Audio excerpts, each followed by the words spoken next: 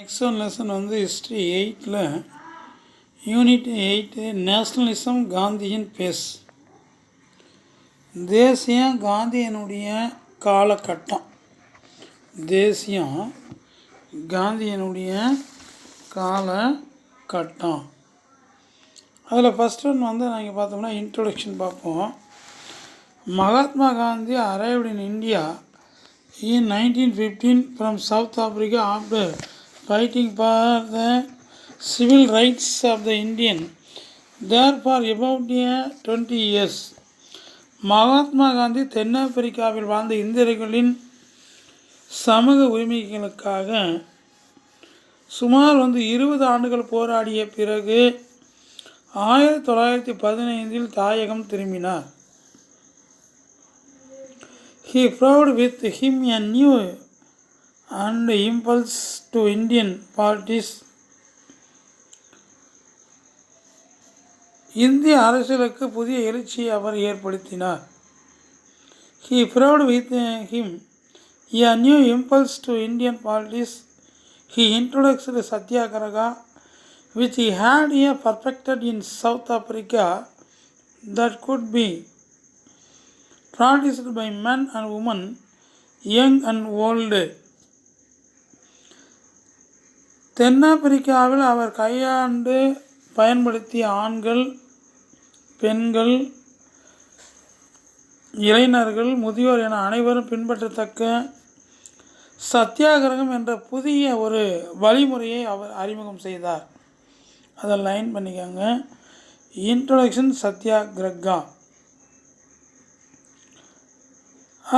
which had a perfect South Africa that could be practiced by men and women, young and old. As a person dedicates to the cause of the and poorest of the poor, he instantly gained the goodwill of the masses. அடுத்தது வறியவர்களின் மேன்மைக்காக உறுதி கொண்ட அவரால் மக்களின் நல்லெண்ணத்தை எளிதில் பெற முடிந்தது. In this lesson we shall see how Gandhi transformed the Indian nationalist movement. காந்தியடிகளுக்கு முன் இந்திய விடுதலை போராட்டத்தில் ஈடுபட்டிருந்த அரசு அமைவதில் பிரிட்டிஷாரின் நீதிமன்ற நியாய முறையை வேண்டி நின்றனர். அப்போ நெக்ஸ்ட் ஒன் டைட்டில்ஸ் பார்த்தீங்கன்னா காந்தி அண்டு மாஸ் நேஷனலிசம். காந்தியடிகளும் மக்கள் தேசியமும். Evaluation of Gandhi. காந்தியடிகள் உருவாகிறார், மதிப்பீடு. காந்தியடிகள் உருவாகிறார் அல்லது என்ன சொல்லலாங்க அப்படின்னா நம்ம மதிப்பீடு அப்படின்னு நம்ம சொல்லலாம். அப்போ Mohandas Karamchand Gandhi was born on 2nd October 1869 into family in Porbandar, Gujarat. Very important line பண்ணிக்காங்க. குஜராத்தில் போர்பந்தரில் ஒரு வசதியான குடும்பத்தில் 1869 அக்டோபர் மாதம் 2ஆம் நாள் மோகன்தாஸ் கரம்சந்த் காந்தி பிறந்தார். காந்தியினுடைய ஃபுல் நேம் என்னன்னு உங்களுக்கு தெரியும், தெரியாதவங்களும் தெரிஞ்சுக்காங்க. மோகன்தாஸ் கரம்சந்த் காந்தி 1869 அக்டோபர் 2 பிறந்தார். இது வெரி இம்பார்ட்டண்ட்டு. நம்ம காலத்துக்கு நம்ம உயிர் உள்ள வரைக்கும் இந்த கொஸ்டின் கண்டிப்பாக வேணும். நம்ம காந்தியினுடைய பிறந்த ஆண்டு, அவருடைய அந்த மாதம், தேதி 1869 அக்டோபர் மாதம் 2ஆம் தேதி. அப்போ நெக்ஸ்ட் ஒன்ல ஹிஸ் ஃபாதர். அப்போ அவருடைய அப்பா யாரா அப்படின்னு நம்ம பார்த்தோம்னா கண்ணு Kaapa Gandhi was the Diwan of Porbandar and later became the Diwan of Rajghat. அப்போ அவருடைய தந்தையார் காபா காந்தி போர்பந்தரின் திவானாகவும் பின்னர் ராஜ்கோட்டினுடைய திவானாகவும் பொறுப்பு வகித்தார். His mother Putlibai influence the young Gandhi. தீவிரவன் அப்போ அவருடைய தாயார் பார்த்திங்கன்னா யார் அப்படின்னா தீவிர வைணவ பக்தியானவுடைய தாயார் புத்லிபாயின் தாக்கம் இளையவரான காந்தியின் நடவடிக்கைகளில் பெரிதும் என்னாச்சு அப்படின்னா இருந்தது. After passing the matriculation examination Gandhiji sailed to England in 1888 to study law. பதின்மை பள்ளி அப்படின்னா மெட்ரிகுலேஷன் படிப்பை முடித்த காந்தியடிகள் சட்டம் பயில்வதற்காக 1888 இங்கிலாந்துக்கு கடற்பயணம் மேற்கொண்டார். அதுவும் லைன் பண்ணிக்க எந்த ஆண்டு காந்தியடிகள் இங்கிலாந்து சென்றார் பட்டப்படிப்புக்காகனா 1888. After becoming A Barrister in June 1891, Gandhi returned to India as a firm believer in British sense of justice and fair play. 1891 June மாதம் வழக்கறிஞர் பட்டம் பெற்ற பின்பு பாரிஸ்டர் அப்படின்னா வழக்குரைஞர் பட்டம் பெற்ற பின்பு அவர் பிரிட்டிஷார் நீதி மற்றும் நியாயமுறையில் நம்பிக்கை கொண்டவராக இந்தியாவிற்கு திரும்பினார்.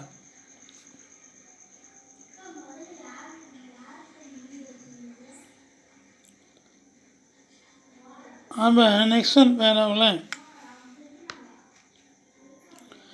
Returning to India Gandhiji attempt to practice in Bombay failed. India திரும்பியவுடன் பம்பாயில் வழக்குரைஞராக பணியாற்றி காந்தியடிகள் மேற்கொண்ட அவருடைய முயற்சி தோல்வியை தழுவியது. It was during this time that the Gujarati farm in South Africa showed the service of Gandhi for assistance in a law suit. அந்த காலகட்டத்தில் தென்னாப்பிரிக்காவில் இருந்த குஜராத்தி நிறுவனம் ஒன்று சட்ட உரிமை வழக்குகள் தொடர்பாக காந்தியடிகளின் சேவையை நாடியது. Gandhiji accepted the offer and left for South Africa in April 1893. இந்த வாய்ப்பை ஏற்றுக்கொண்ட காந்தியடிகள் 1893 ஏப்ரல் மாதம் தென்னாப்பிரிக்காவுக்கு புறப்பட்டு சென்றார். அப்போ படித்தது தென்னாப்பிரிக்கா, திரும்ப பம்பாய் வந்தார், திரும்ப 1893 திரும்ப தென்னாப்பிரிக்கா புறப்பட்டு சென்றார். Gandhiji faced racial discriminations for the first time in South Africa. தென்னாப்பிரிக்காவில் முதன் முறையாக அவர் இனவெறியை எதிர்கொண்டார்.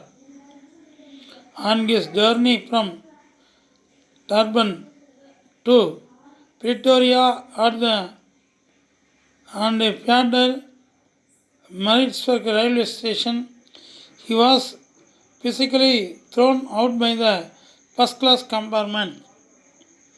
டர்பனில் இருந்து பிரிட்டோரியாவுக்கு ரயில் பயணம் மேற்கொண்ட போது பீட்டர் மாரிட்ஸ்பர்க் ரயில் நிலையத்தில் முதல் வகுப்பு பெட்டியிலிருந்து வலுக்கட்டாயமாக வெளியேற்றப்பட்டார்.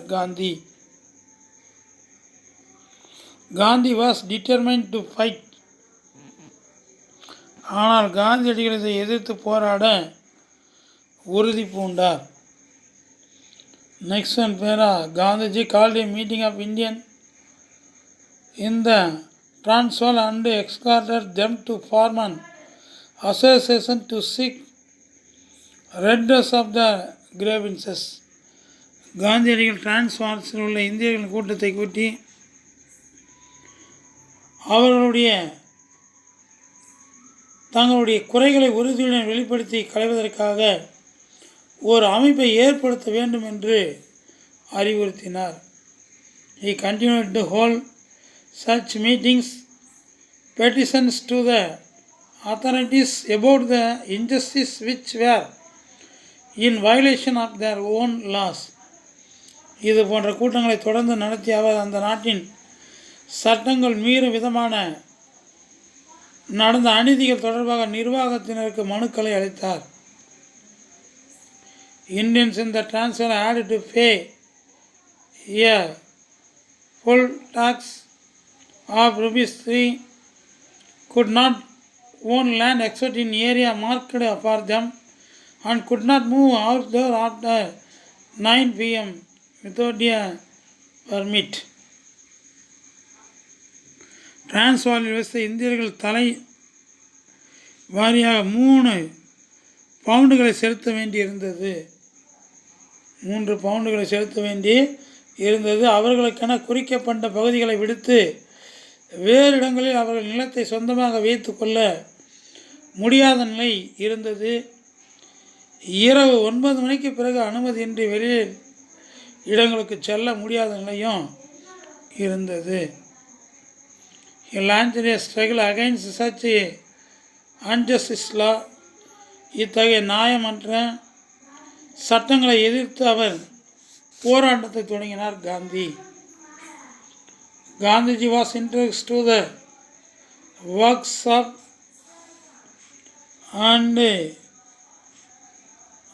Tolstoy and John Ruskin. காந்தியடிகள் டால்ஸ்டாய் மற்றும் ஜான் ரஸ்கின் ஆகியோரின் எழுத்துக்களுடன் அறிமுகம் கிடைத்தது. He was deeply influenced by and Tolstoy, the king of God. He is within you, and Ruskin unto this last and through civil disobedience. கடவுளின் அரசாங்கம் உன்னில் உள்ளது என்ற டால்ஸ்டாயினுடைய புத்தகம்.